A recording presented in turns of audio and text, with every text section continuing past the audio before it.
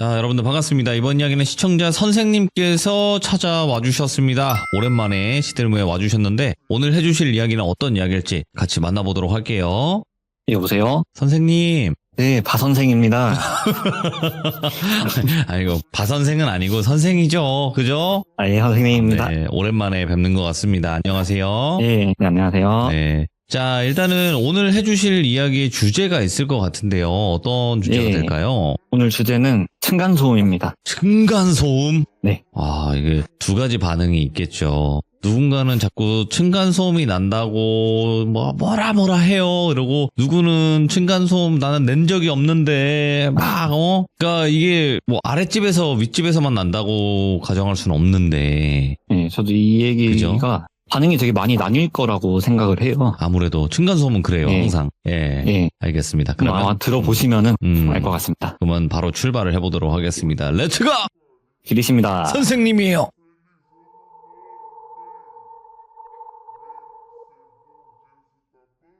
제가 이제 최근에 오래전부터 알고 지내던 친구랑 술자리를 한번 가졌는데요. 제가 좀 최근에 불미스러운 상황이 좀 있었어요. 제가 층간소음 유발자로 오해를 받고 있는 그런 상황이어가지고 어이구. 예? 이 친구랑 술을 마시면서 하소연을 좀 했죠, 이 친구한테. 근데 되게 막 엄청나게 공감을 하면서 듣더라고요.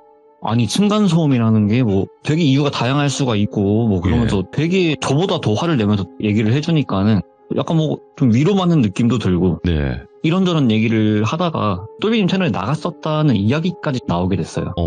그랬더니 사실 자기도 귀족이었다고 이렇게 먼저 털어놓더라고요. 어이구야, 예? 그러면서 사실은 하면서 이야기가 시작이 된 건데, 먼저 이야기를 꺼내기 전에 친구에 대한 간략한 소개부터 조금 하고 넘어가야 될 것 같아요. 앞선 그 사연 이후에 저는 다른 밴드 동아리를 들어갔었는데 그 동아리 회장직까지 맡게 됐어요. 나중에 4학년에 올라가서는. 동아리 회장을 하면은 또 다른 동아리들이랑 연합하는 그런 일도 되게 많거든요.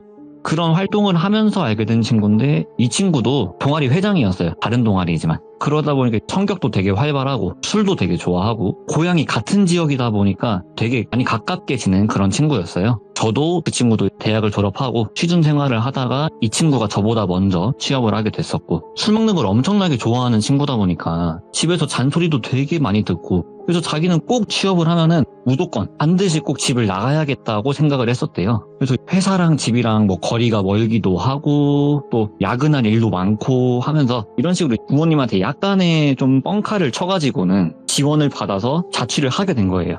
대학 시절에도 뭐 자취는 해봤지만 그런 원룸이 아니라 진짜 제대로 된 아파트나 뭐 오피스텔 같은 그런 제대로 된 집에서 자취를 하게 된 거죠. 그러다 보니까 이 친구가 좀 집이 금수저는 아닌데 은수저까지는 되는 그 정도의 재력이 좀 있는 그런 집안이에요, 이 친구가. 어쨌든 그렇게 친구가 좀 재력이 되다 보니까 저도 몇 번 집들이 할 때랑 해서 가본 적이 있는데 되게 자취방 치고는 되게 좀 으리으리해요.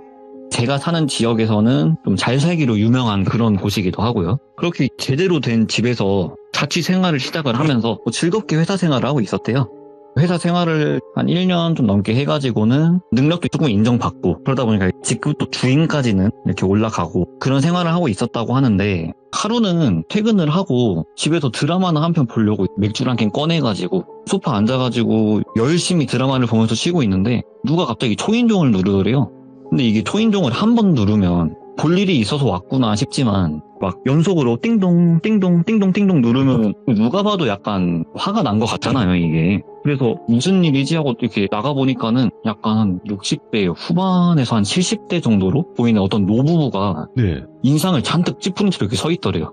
아니, 어쩐 일이세요? 배를 그렇게 세게 누르시면은 이렇게 말을 건네니까는, 아니, 젊은이, 내가 아랫집에 사는데 말이야. 다 같이 사는 집에서 그렇게 뛰어다니면 어떻게 하나? 아유, 이렇게 개념이 없어서야.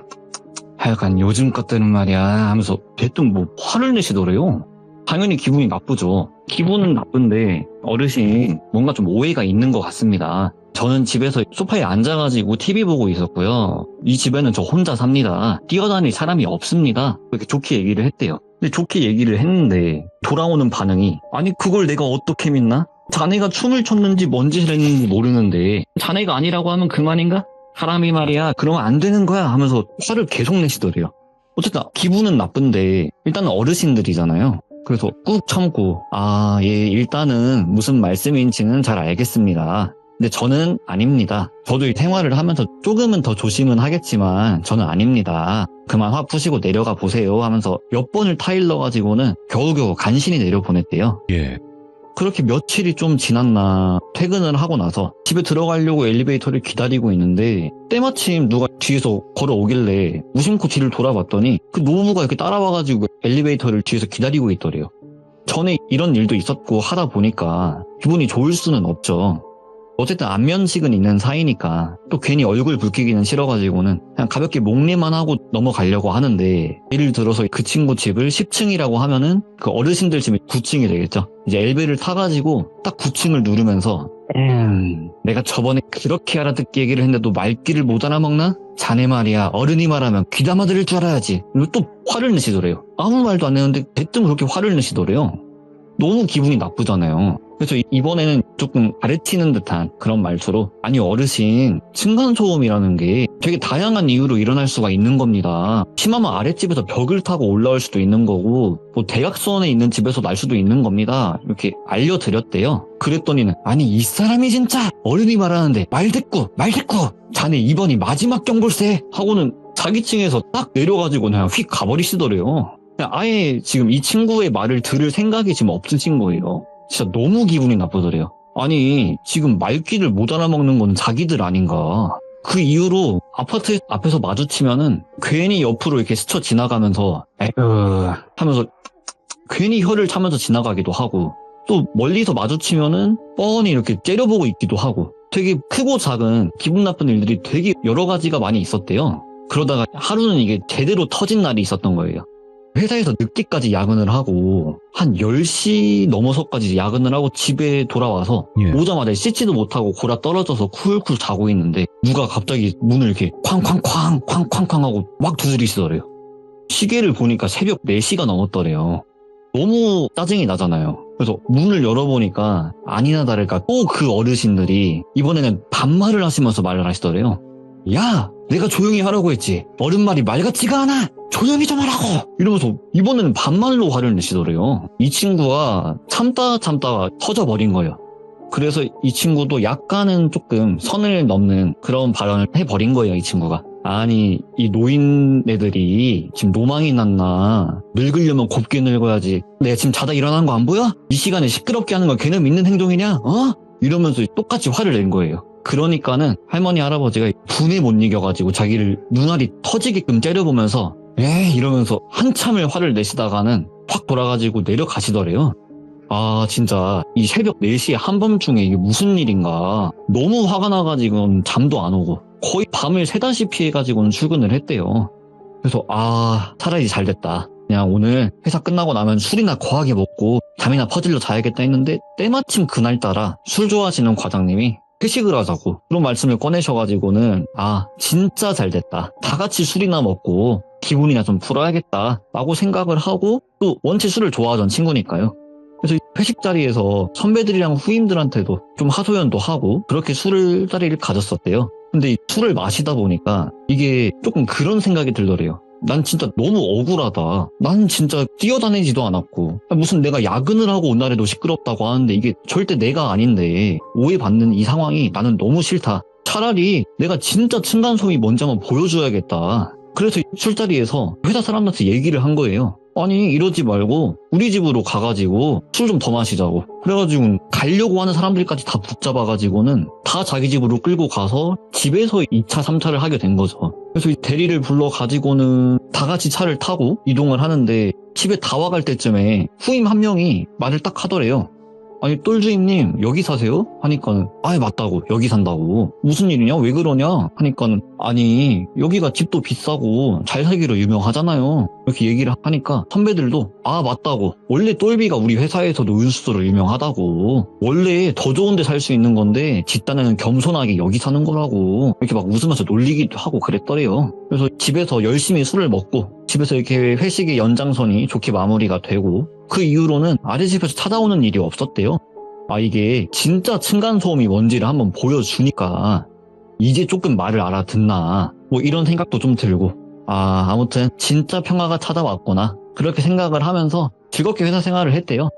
한 달, 두 달 정도 시간이 지났었던 걸로 기억을 한다고 해요, 이 친구는.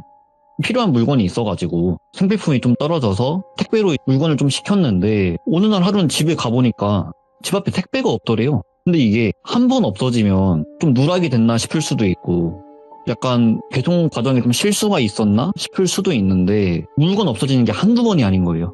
택배가 뭐 두 번, 세 번, 네 번 이렇게 막 없어지기 시작을 하는 거예요. 근데 그 중에 어머니께서 반찬 같은 것도 해줘가지고 보내주셨다고 하는데 어머니께서 보내주신 김치나 이런 것들까지 없어지니까 예. 기분이 좀 나쁘기도 하고 그래서 엄마랑 전화를 한번 하다가 사실 뭐 이런 일들이 있다 하고 엄마한테 또 하소연을 한 거예요. 그랬더니 엄마도 아니 요즘 세상이 너무 흉흉하다고 뭐 시대가 어제는 도둑들이 있다고 안 그래도 요즘 엄마 집에도 이렇게 물건이 없어지고 택배 없어지고 그런 일들이 있다고 근데 그 말을 듣는데 뭔가 그 똘비가 촉이 딱 왔대요. 이게 뭔가 근거는 없지만 지금 우리 집에 택배를 훔쳐가는 범인이랑 엄마 집에 택배를 훔쳐가는 범인이 왠지 동일 범인일 것 같다 라는 뭔가 그런 느낌이 딱 왔대요. 그래서 집 앞에 CCTV도 달고 또 택배를 일부러 몇 개를 시켜가지고 미끼를 던져본 거예요. 이렇게 몇 번 시도를 하니까 결국에는 범인 얼굴이 찍혔대요. 범인 얼굴을 이렇게 보니까는 그냥 딱 보니까 바로 알겠더래요. 자기 회사 후임이더래요. 그래서 아니 도대체 얘가 왜 이런 짓을 했나. 그래서 이거를 바로 이렇게 절도로 신고를 해야 되나. 아니면 먼저 얘랑 좀 대화를 해볼까? 그래도 같은 회사밥 먹었던 사람인데 대화를 좀 해볼까 고민을 하다가 다음날 회사 점심시간에 후임한테 저기 옥상 가가지고 남자의 한숨을 좀 쉬자고 이렇게 옥상으로 불러냈대요. 너 왜 그랬냐? 이렇게 물어보니까는 처음에는 발뺌을 하더래요. 무슨 말씀이신지 모르겠다. 그래가지고 딱 이렇게 찍은 영상을 보여주니까 진짜 죄송하다고 바로 이실직고를 하더래요.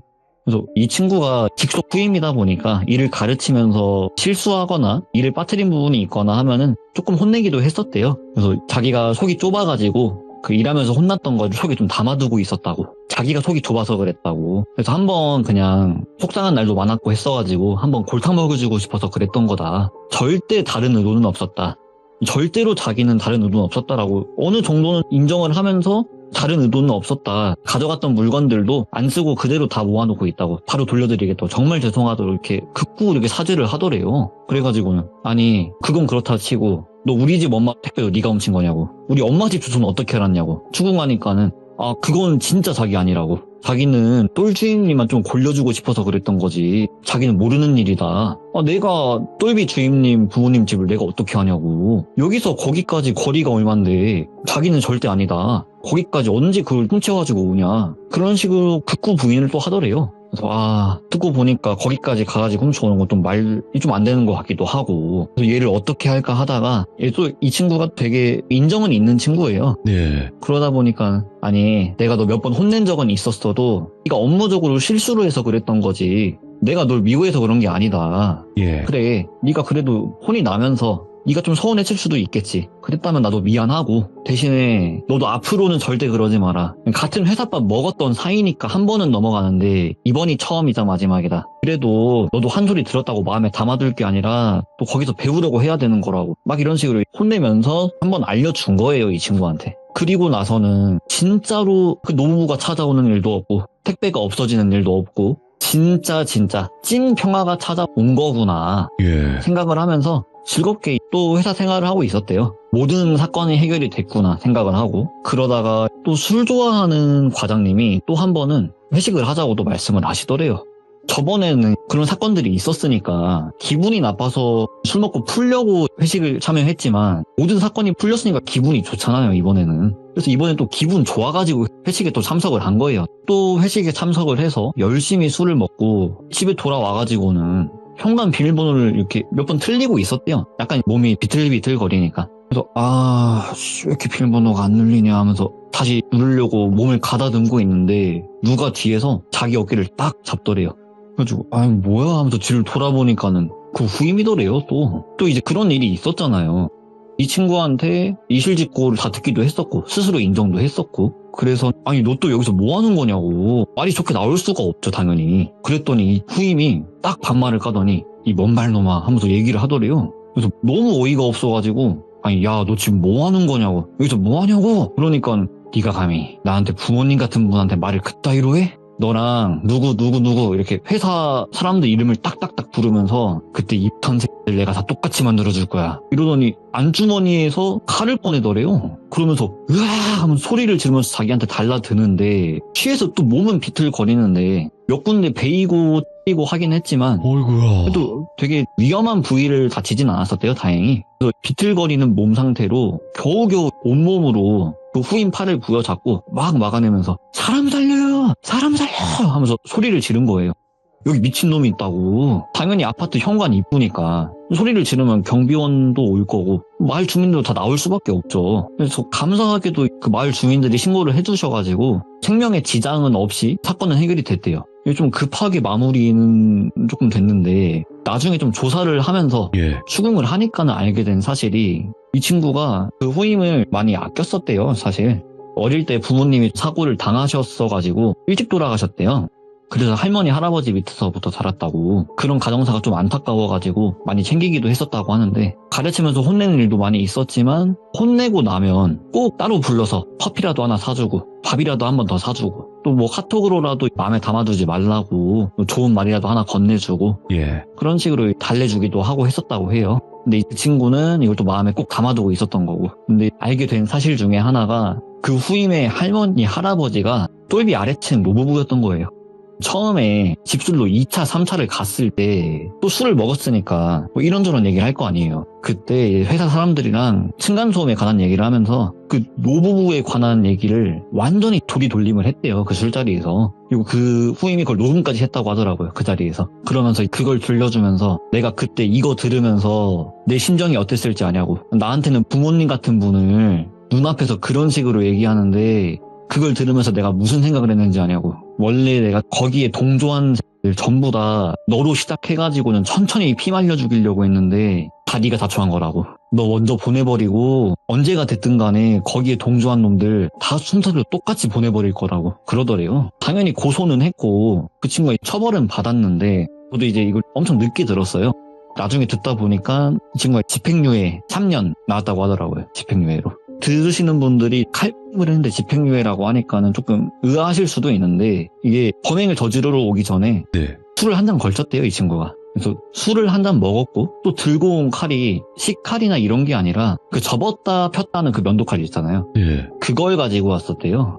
그러니까 이걸 가지고 사람을 어떻게 죽이냐. 다치게 할 뿐이지 이것만 가지고 사람을 어떻게 죽이냐. 그냥 나는 처음부터 혼내줄 생각이었던 거다. 그리고 위험한 곳은 안 해치지 않았냐. 예. 뭐 사람의 뭐 급소라든지 그런 위험한 부분은 내가 안 다치게 하지 않았냐고. 그게 받아들여져가지고 집행유예 나왔다고 하더라고요. 사건이 다 끝나고 나서 한참 시간이 지나고 난 뒤에 마음을 다잡고 회사 생활을 하려고 하고 있는데 한참 뒤에 모르는 번호로 또 연락이 한번 왔었대요. 그래서 딱 받아봤는데 자기가 누구라고는 밝히지 않았지만 딱 알겠더래요. 목소리 들으니까 바로 알겠더래요. 기다리고 있으라고. 예. 시간 충분히 끝나고 나면은 반드시 너네 찾아갈 거라고. 예. 내가 너네 부모님 집 주소랑 내가 다 어디까지 깔았는지 너네 모르지 않냐고. 내가 반드시 찾아갈 거라고. 그래서 마음을 원래는 다 잡고 회사를 좀 다녀보려고 했는데 못 다니겠더래요. 이게 퇴근하려고 해도 갑자기 뒤에서 이렇게 차로 받아버리진 않을지. 퇴근하고 집에 들어가면 그 아랫집 노부부가 또 그 손주잖아요. 그러니까 그 노부부가 보복한다고 찾아오진 않을지. 또 길거리를 돌아다니려고 하면은 갑자기 뒤에서 이렇게 덮치진 않을지 온갖 상상이 많이 들어가지고는 뭘 할 수가 없더래요. 그래서 그냥 집도 다 빼버리고 회사도 그만두고 엄마 집도 다 얘기해가지고는 엄마 집도 팔고 다 같이 이사도 가고 휴대폰 번호 바꾸고 그랬다고 하더라고요. 근데 저도 이제 이 얘기를 듣고 나서 오래됐던 친구다 보니까는 이 친구가 회사를 그만뒀을 때 사실 저도 되게 뭐라고 많이 했었거든요. 잘 다니던 회사 그만두고 맨날 PC방에 있고 맨날 술 먹고 또 술 먹으면은 맨날 우리 집 와가지고 자고 싶다 그러고 예. 도대체 왜 그러고 사냐고 되게 뭐라고 했었는데 이걸 듣고 나니까 알겠는 거예요. 그래가지고 그때 회사 그만둔 거냐 물어보니까는 아 그렇다고. 아니 진작 좀 말이라도 하지. 그럼 내가 그때 너 욕 엄청 했었는데 내가 욕 안 했을 거 아니냐. 그러니까는 이 사건을 겪으면서 많이 느꼈대요. 세상이 진짜 좁다는 걸 많이 느꼈고 자기는 자기랑 친한 사람이든 안 친한 사람이든 그 누가 됐든 간에 다른 사람한테 남의 형 안 본다고. 그냥 지금 이 얘기도 있었던 사실 그대로를 너한테 그냥 전달을 해주는 거지 나는 누구를 비난하고 누구한테 욕하고 그런 거 못하겠다고. 예.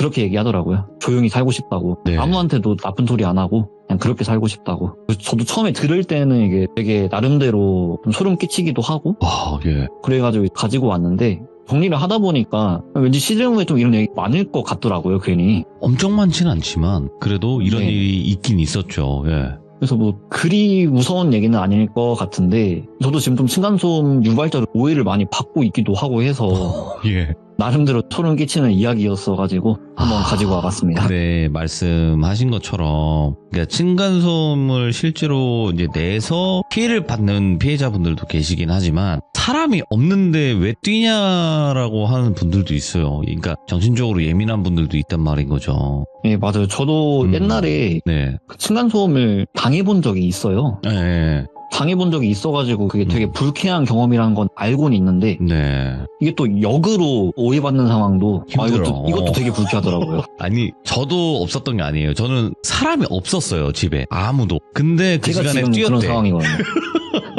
출근해 있는 상황인데 그러니까요. 그 시간에 너무 시끄럽다고. 그래서 저는 당당하게 얘기했습니다. 홈캠 보여드릴 테니까 오시라고. 근데 안 오시더라고요. 예. 다음에 한번 이제- 써먹어 봐야겠네. 예, 예전 이제 과거에 있었던 그 사건이었지만 저는 당신이 말한 시간에 홈캠을 보여드릴 수 있다. 집에 아무도 없었다라는 걸. 근데 안 오시더라고. 아쉬웠죠. 보여드리고 싶었는데. 저도 다음에 한번 써먹어 봐야겠어요. 그래서 이게 진짜 애매하긴 해요. 왜냐면 오해를 받기도 쉽고 네. 성질 내기도 쉽고 굉장히 층간소음이라는 게 예민한 부분이라서. 저도 이걸 처음에 이야기를 들으면서 네네네. 누구 하나 잘했다 잘못했다를 가리기가 맞아요. 너무 어렵더라고요. 맞습니다. 그래도 서로 조심하다 보면 좋은 세상이 오지 않을까요? 아유, 오늘 선생님 너무너무 감사드립니다. 고마워요. 네, 감사합니다. 네, 고맙습니다. 네. 자, 이번 이야기는 시청자 다다님께서 이야기를 들려주실 겁니다. 오늘 다다님께서 처음으로 참여를 하시는 분이고요. 자, 그러면 바로 만나보도록 할게요. 여보세요? 다다님. 네, 안녕하세요. 이거 얼마나 떨려. 이게 처음에 이게 살짝 주눅 든 느낌. 이 느낌이 있어요. 네. 그냥, 이 사람한테 그냥 다 얘기하자. 편하게 얘기하고, 뭐, 좋으면 좋은 거고 말면 많은 거지. 이렇게 생각을 하면 가장 좋습니다. 아시겠죠? 알겠습니다. 네. 자, 오늘 다다님께서 티들무에 와주신 거는 글쎄요, 이게 좋은 일로 저희 방송을 찾아와 주시는 분들은 많지는 않습니다. 네, 그렇죠. 그래서 대부분 섬뜩하거나, 아니면 기묘하거나 또 여러 가지 그런 일들을 겪어서 이렇게 찾아오시는데 오늘 해주실 이야기는 바로 이야기를 시작하면서 시청자분들께 이런 이야기다라고 한번 들려주는 것도 좋을 것 같아요. 네. 알겠습니다. 그러면 바로 출발을 해보도록 할게요. 렛츠고! 길 있습니다. 다다예요.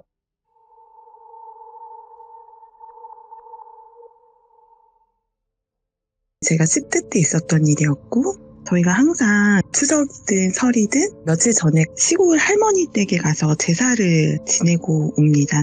저희가 갔다가 오면 집이 굉장히 추웠어요. 그래서 제가 올라가서 온 방 안에 불을 다 켜고 다니는데 그날 밤에는 왠지 이상하게 제 방에, 그러니까 방 3, 거기에만 굉장히 따뜻한 거예요. 나머지는 다 냉기가 방에 흐르는데 그래서 이상하다라고 생각을 하고 보일러도 올리고 방에 불도 다 켜지고 그러고 나서 제가 잠이 들었어요. 너무 피곤하니까 온 가족이 모두 다 잠이 든 거죠. 근데 어느 순간 너무 소란스러운 거예요. 제가 자고 있는데 저는 참고로 영화를 보는 사람은 아닙니다. 전혀 볼 수 없고 느낄 수 없는 사람인데 너무 소란스러운 거예요. 그래서 제가 눈을 이렇게 떴는데 제가 길 한복판에 누워있는 거예요. 그래서 나 가위 눌린 건가? 라고 생각을 하고 굉장히 막 주변을 두리번 거리고 있는데 정말로 차도 위에 제가 무슨 판자 같은 데 위에 올라가서 누워있는? 근데 몸이 그냥 가위에 눌렸다고 느껴지는 것 같았어요. 너무 무서운 거예요. 그래서 덜덜덜 떨고 있는데 몸이 안 움직여지는 거예요. 근데 제가 분명 방에서 잤던 거를 기억하니까 여긴 밖이 아니고 여기 내 방인데? 라는 생각이 계속 들더라고요. 그러더니 사람들의 얼굴을 쳐다봤는데 얼굴이 안 보여요. 모두 다 그냥 눈, 코, 입이 없는 상태로 사람들이 막 시끄럽게 하면서 돌아다녀요. 아마도 제가 사람들이라고 표현하고 있지만 귀신이었던 것 같아요. 그래서 몸이 안 움직여서 너무 두렵고 무섭고 막 그런 상태인데 어떤 아주머니가 이 아가씨가 왜 여기 길가에 이렇게 누워있어? 이러면서 제 다리를 들어서 저쪽으로 이렇게 던지듯이 치우는 거예요. 그러니까 가위에 풀렸어요. 그래가지고 너무 무서워가지고 벌떡 일어났어요. 벌떡 일어나서 저도 모르게 중얼중얼거리면서 그때 추웠는데 창문이랑 방문을 달리면서 너무 시끄러워요. 나가주세요. 그랬어요, 제가. 그리고 나서 제가 너무 덜덜덜 떨면서 무섭다고 생각했는데 그날 너무 피곤했으니까 침대에 다시 누웠던 거죠. 그랬더니 문과 창문으로 빠져나가는 듯한 느낌이 드는 거예요. 그래서 이게 뭐지? 라고 했는데 그날 그러고 나서는 제 방에 온기가 없어지더라고요. 그래서 저는 아직도 이게 사람인지 아니면 영가들인지는 잘 모르겠는데 그날 제 방에서만 일어났었던 일이에요. 근데 왜 저한테만 이렇게 느껴졌을까? 그날 제 방에 있었던 그 온기는 무엇이지? 아직도 좀 의문이 들어요. 그리고 추가적으로 얘기하면 제가 방 3에서 자고 막내 동생이 방 1에서 잤거든요. 근데 그날 똑같은 귀신을 같이 동시에 봤어요. 얼굴이 화상으로 막 상처가 덕지덕지 있는데 눈만 하얀 그런 얼굴을 가지고 있는 남자 귀신인데 제 침대 밑에서 쑥 올라오더라고요. 그러더니 막 혀를 날름날름거리면서 저한테 다가와서 계속 이렇게 치근덕거린다고 해야 되나요? 막 이렇게 징그럽게? 너무 무서운 거예요. 그래서 절로 가 막 이러고 있는데 그 영가가 계속 올라와가지고 제 살에 닿는데 그 살에 닿는 느낌이 들어요. 그래가지고 너무 싫다고 그러면서 어떻게 하다가 움직이게 됐는데 얼굴을 찼어요, 제가. 그 귀신을. 그래가지고 너무 무서워서 아악 하고 소리를 질렀는데 10분 후에 제 동생 방에서 아악 하고 소리가 나는 거예요. 그래가지고 가족들이 모두 다 달려나와가지고 무슨 일이냐고 그랬더니 제가 이런 귀신 때문에 너무 무서웠다. 귀신이 나왔다 라고 했는데 동생이 나도 똑같은 얼굴의 그 귀신을 봤다 라고 이야기를 해가지고 너무 무서워서 엄마한테 저희 방마다 비방을 좀 해달라고 했었던 기억이 있습니다. 야, 이거는 또 같이 봤으니까, 그죠? 네. 네. 한 가지 더 집과 관련돼서는 물건. 물건. 이 집에 1층에서 살고 있어요, 제가 지금.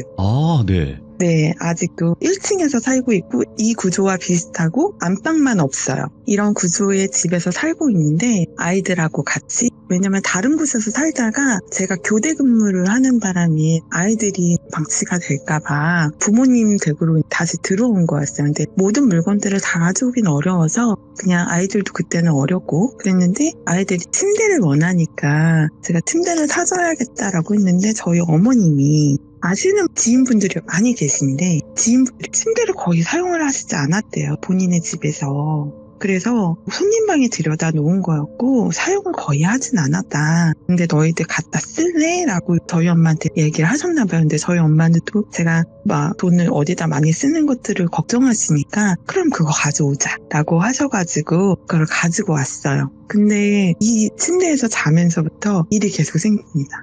처음에는 둘째인 아들이 잤는데 아들이 자다가도 벌떡벌떡 일어나서 엄마 나 너무 무서워 라고 하면서 제 옆에 와서 자요. 그래서 뭐가 무섭다는 거야 라고 얘기를 했는데 저희 딸이 자고 나서는 정말로 큰일이 몇 번 날 뻔했어요. 새벽인데 아이가 밖으로 막 울면서 뛰쳐나가요. 왜? 했더니 친구가 왔는데 자기한테 도와달라고 얘기를 했다면서 뛰쳐나가는 건데 저희가 골목이지만 차가 다닐 수 있는 왕복으로 2차선 정도의 골목이거든요. 근데 거기에 저희가 차가 오는지 안 오는지가 보이지가 않기 때문에 그냥 뛰쳐나갔다가는 차에 치이기 일쑤거든요. 그럼요. 네, 근데 아이가 초등학교 때 뛰쳐나가 버리니까 차에 몇 번 7번 한 적이 있었어요. 그래가지고 너무 위험하다. 이건 안 되겠다. 그래서 너는 이 방에서 자지 마라. 근데 너희들 왜 이러지? 그랬더니 누가 자꾸 자기를 부른대요. 그래서 저 침대가 뭐 다른 사람이 사용한 것도 아니고 거의 사용하지 않았고 손님 방에 있던 것만 가지고 온 상황인데 어떻게 이러지? 라고 생각을 했어요. 그래서 네. 저도 한번 잔 적이 있었거든요. 저도 교대 근무를 하고 밤을 새서 들어오기도 하고 새벽에 나가던 터라 자고 있는데 계속 누가 벨을 눌러요. 그래서 누구세요? 라고 했는데 제가 인터폰을 들지도 않고 방에서 누워서 누구세요? 라고 이야기를 했었거든요. 근데 그 밖에서 택배 왔어요. 빨리 받으셔야 돼요. 라고 하시는 거예요. 지금은 새벽 배송도 있지만 그때는 새벽 배송 자체가 아예 없었던 상황이었어요. 그래서 그냥 문 앞에 두고 가세요 라고 했는데 직접 받으셔야 돼요 라고 하시는 거예요. 그래서 알겠어요. 그러면서 제가 일어나서 나갔어요. 나가는데 갑자기 새벽 냄새라 그러죠. 아침 냄새가 나는 거예요. 예? 그래가지고 지금 아침인데 택배가 올 리가 없는데? 라고 해서 문을 열어봤어요. 아무도 없는 거예요. 그래서 이거 내가 잘못 들은 건가? 누가 자꾸 배를 눌렀는데? 그러고 나서 생각해보니까 제가 인터폰을 들고 말을 하지 않았던 거예요. 그러니까 저는 누군가와 얘기를 했지만 그 누군가가 자꾸 밖으로 부르는 거죠. 그래가지고 그런가 보다 했었는데 또 다른 날도 몇 번을 잤는데도 불구하고 계속 그렇게 새벽에 깨우던지 한밤에 저를 밖으로 부르던지, 그러니까 저도 모르게 아이처럼 차에 치일 수도 있는 상황인 거고, 그래가지고 저희 대문을 향해서 차가 양쪽에 오는 것들을 볼 수 있는 반사경 같이 생긴 그런 거울 같은 거 있잖아요. 그런 것도 저희 집 앞에 달아나고, 저희가 그러고 나서는 이 침대가 나만 느꼈던 게 아니고 우리 아이들도 다 느꼈고, 만약에 뭐 수거를 요청하면 되겠지만 이건 누군가가 쓸 수도 있겠다라는 생각이 들더라고요. 그래가지고 제가 다 부셨어요. 다 부셔서 그거를 다 밖에다가 내놨어요. 왜냐면은 그거를 누군가가 또 썼다가는 저와 같은 일들이 일어날 수도 있고, 그 다음에 위험할 수도 있는 상황이었기 때문에 도저히 안 되겠더라고요. 그래서 다 부셔가지고 밖에다가 내놨던 그러한 일들이 있었답니다. 화끈하시네. 웬만해서는 좀 그냥 바깥에 옮겨주세요, 버려주세요 할 텐데. 너무 두려웠던 것 같아요. 그렇죠. 예. 네, 저 혼자서 다 한 건 아니고요. 그렇겠죠. 에이, 설마 막 맨손으로 부셨겠습니까? 근데 네. 혹시 이거 실례가 안 된다면 이 집이 어디에 위치해 있는지는 자세하게 말씀 못 하시겠지만 그래도 큰 지역, 뭐 서울이면 서울, 경기도면 경기도 이런 것까지는 말씀이 가능하실 거 아니에요? 네, 저는 서울이고요. 서울이구나. 예. 네, 서울의 끝자락에 있습니다. 거기까지 괜찮아요? 네, 괜찮습니다. 오케이. 일단은 집에 관련된 이야기들을 이렇게 또 쭉 풀어주셨고, 또 다른 주제의 이야기가 있는 것 같아요. 보니까 옴니버스 형식으로 말씀해 주시면 될 것 같아요. 편하게. 네. 저희 아버님과 어머님은 저희한테 굉장히 좀 희생적이시거든요. 그래서 주말마다 저희를 꼭 데리고 놀러를 항상 가세요. 그래서 제가 한 9살, 10살 이쯤이었던 것 같아요. 여름이었고 물놀이를 가게 되었어요. 한탄강에 이제 저희가 예전엔 텐트를 칠 수가 있어서 텐트를 치고 그랬는데, 그때 일기예보가 비가 온다는 소식을 잘 못 들었던 것 같아요. 예. 근데 어찌됐든 저희는 뭐 수박도 담궈놓고 텐트도 쳐놓고 거기서 뭐 음식을 만들어 먹고 그러고 있었는데, 한탄강에 보면 지금은 조금 구조가 바뀌긴 했는데요. 예전에는 물이 그렇게 깊진 않았지만 어쨌든 중간에 약간 섬처럼 되어 있어서 그 중간에서 또 노실 수 있는 그런 공간들도 있었어요. 기억나는 것 같아요, 저도. 네, 그래가지고 거기에서 뭐 음악 크게 틀어놓고 막 춤도 추시고 노시고 했던 기억이 나요. 그랬는데 저희가 물에서 엄청 신나게 놀고 다 골아 떨어진 거죠. 근데 갑자기 밤에 부모님이 저희를 막 엄청 깨우시는 거예요. 그래서 봤더니 저희 텐트 쳐 있는데 물이 다 들어와 있는 상황인 거예요. 그래서 왜 이러지? 근데 밖에 비가 억수같이 쏟아지고 있었어요. 그래가지고 물 담가놓은 거 저희 쪽 다 밀려오고 다 떠내려가고 막 이런 상황이었거든요. 그래가지고 저희를 그냥 자고 있는 채로 다 차에다가 싣고, 텐트에 오면 다 뼈대만 접어서 그냥 젖은 채로 다 트렁크에다 싣고 있는데 물이 너무 많이 불어난 거잖아요. 굉장히 급격하게 빨리 불어난 상황이었는데, 거기 중간에 섬에서 오시는 분들이 비도 오고 술도 드시고 그러니까 너무 신나신 거예요. 그래서 저희 부모님 물이 불어나고 있으니까 그분들을 막 불렀어요. 나오시라고. 근데 그분들이 저희 동네 사람들이세요. 옆 동네에 사시는 분들이었는데 모임차 거기에 오셨는데 거기서 만나신 거죠. 저희 부모님은. 저희는 가족들이 왔고 거기는 모임으로 오신 거기 때문에 거기서 빨리 나오시라고, 여기 비가 너무 많이 오고 물이 불고 있다고 저희 아빠가 엄청 소리를 지르셨던 것 같아요. 제 기억에. 근데도 못 들으시는 거예요. 음악 소리가 너무 커서. 어찌됐든 저희는 물건들이 막 떠내려가고 있으니까. 그래서 저희는 출발을 했어요. 출발한 지 얼마 안 됐는데 비가 너무 억수같이 쏟아져서 와이퍼를 아무리 움직여도 앞이 잘 안 보일 정도로 비가 많이 온 상황이었거든요. 근데 제가 화장실을 가고 싶다고 떼를 쓰기 시작한 거예요. 그래가지고 그때 당시에 저희 아빠가 스텔라였어요. 자동차가요. 근데 어찌됐든 저희가 화장실 가고 싶다 그래가지고 중간에 내려서 화장실에 저를 보내고 그리고 다시 차에 탑승했는데 시동이 걸리지 않는 거예요.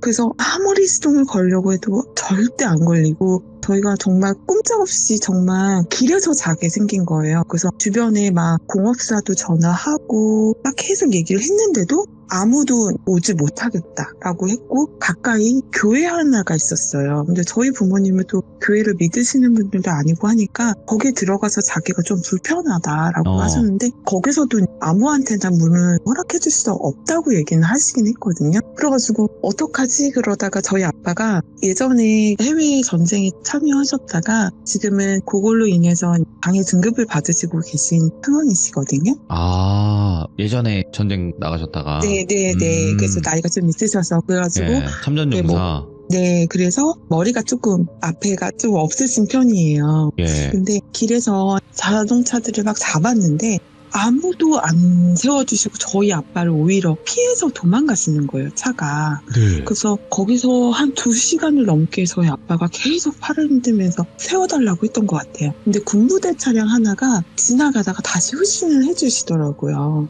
그러더니 그 군부대 차량이 저희 아빠가 사람인지 아닌지를 먼저 확인하시더라고요. 뭐야? 그래서 왜 그러나 했더니 여기에서 차를 안 세워준 이유는 여기서 홀리시는 분들이 굉장히 많으시대요. 헐, 네, 그 도로에서. 오. 그래서 그 군인이신 그분도 절대 안 세워주시려고 지나갔는데 저희 아빠를 보고 자기 아버님이 생각이 나대요. 그래가지고 이렇게 세워주셨던. 그래서 저희 차가 시동이 안 걸린다 그랬더니 점프를 해주셨어요. 네. 그래가지고 너무 감사하다. 저희 아빠가 그때부터 지금부터는 화장실 가고 싶어도 싸 그러면서 정말로 거기서 정신없이 달려온 것 같아요. 네. 그리고 나서 저희 차고에다가 차량을 넣고 그러고 나서 저희가 모두 다 그냥 굴러떨어져가지고 아침에 일어났는데 아침에 차량 상태를 보니 네 바퀴가 모두 다 펑크가 나 있는 상태였어요. 그리고 휠이 바닥에 닿아 있는 상태였어요. 네 바퀴가. 네. 그 상태로 집에 어떻게 왔는지 모를 정도로 그렇게 하고 달려왔는데 네 바퀴가 모두 다 펑크가 나 있었고요. 거기서 노신던 분들은 안타깝게도 모두 다 사망하셨습니다. 그러니까 이게 뭔가 자연이 정말 무섭긴 한데 우리가 일반적으로 이렇게 물놀이나 이런 데 갔을 때 사고가 그렇게 쉽게 나진 않잖아요. 네, 맞아요. 그렇게 쉽게 나진 않아요, 생각보다. 네.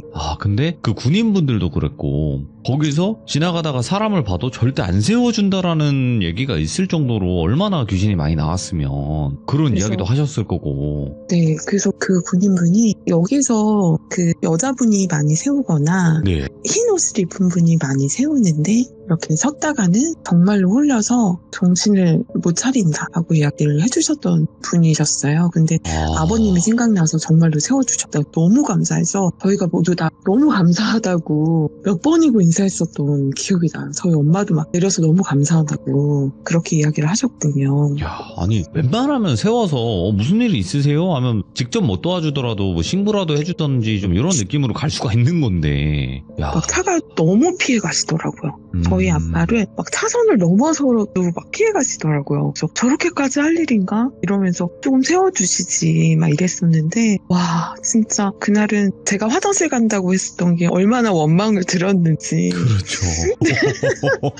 근데 한탄강 그쪽은 제가 정확히는 모르겠지만 거기도 뭔가 좀 센 지역인 것 같긴 하네요. 그쪽도. 네. 그래서 그분들은 저희 옆 동네에 계신 분들이었는데 안타깝죠. 저희가 예. 거의 상류 쪽에 있었는데 다 하루에서 발견되셨다고 하시더라고요.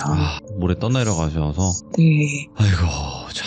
우리 시대르모에서도 이제 물놀이 사고라든지 이런 걸로 여러 가지 일들이 많았었고, 그리고 다다님이 오늘 집에 관련된 이야기 하나, 그리고 한탄강으로 놀러 갔을 때 겪었던 또 이야기 이렇게 하나 해서 두 가지 이야기를 들려주셨는데 너무나 잘 해주셨다라고 말씀을 드리겠습니다. 네, 감사합니다. 네, 너무너무 고마워요. 감사합니다, 다다님. 네, 들어가세요. 네.